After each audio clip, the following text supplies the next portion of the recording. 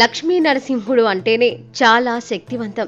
దక్షిణ భారతదేశంలోని నవనారసింహ క్షేత్రాలలో ఒకటి ఇప్పుడు చూడబోతున్న ఈ దేవాలయం.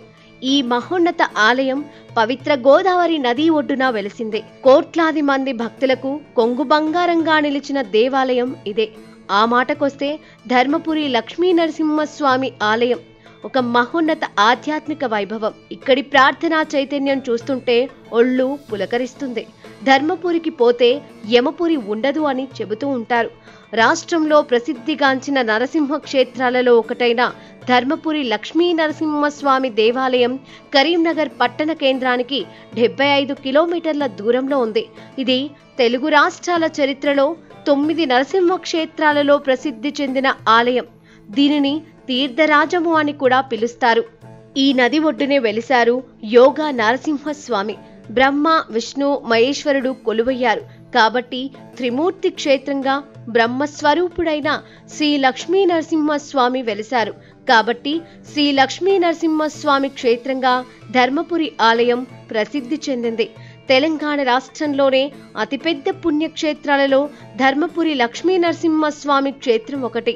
పవిత్ర గోదావరి నదిలో 3 సార్లు మునిగి పుణ్యస్నానం చేసి లక్ష్మీ నరసింహస్వామిని దర్శించుకుంటే 3 జన్మల్లో చేసిన పాపాలు పోతాయని భక్తుల నమ్మకం. అందుకే ఈ క్షేత్రం హరిహర క్షేత్రంగా, తీర్థరాజంగా, దక్షిణ కాశీగా పిలువబడుతోంది. ఇక్కడ స్వామివారు లక్ష్మీ సమేత యోగ నరసింహునిగా స్వయంభూ సాలగ్రామశిలగా వెలిశాడు. భక్తుల కొంగు బంగారంగా విరాజిల్లుతున్నారు. ఈ ఆలయంలో నరసింహుడు పద్మాసనంలో కూర్చొని ఉన్నాడు. ఇది మోకాళ్లపై వంగిన అరచేతులు కలిగిన యోగ భంగిమ. ఆయన పక్కన ఆయన భార్య లక్ష్మి ఉంటుంది. ఈ నరసింహ రూపం అరుదైనదిగా చెబుతారు. అందువల్ల ఆయన భక్తుల దృష్టిలో దీని ప్రాముఖ్యత అనేక రెట్లు పెరుగుతుంది. ఈ ఆలయంలో అనేక దేవతల శిల్పాలు ఉన్నాయి. 8 హనుమంతుడి విగ్రహాలు మరియు 6 అడుగుల బ్రహ్మ విగ్రహం గుర్తించదగినవి. యముడి విగ్రహం మరియు కృష్ణుడు, బలరాముడి విగ్రహాలు కూడా ఇక్కడ కనిపిస్తాయి. ధర్మపురిని ధర్మవర్మ మహారాజు పాలించడం వల్ల ఈ క్షేత్రానికి ధర్మపురి అని పేరు వచ్చిందని చారిత్రక ఆధారాలు చెబుతున్నాయి. ఇక్కడికి వచ్చిన భక్తులు మొదట పవిత్ర గోదావరిలో స్నానం చేసి గోదావరి నదికి పూజలు చేస్తారు. ఆ తర్వాతే స్వామివారిని దర్శించుకుంటారు.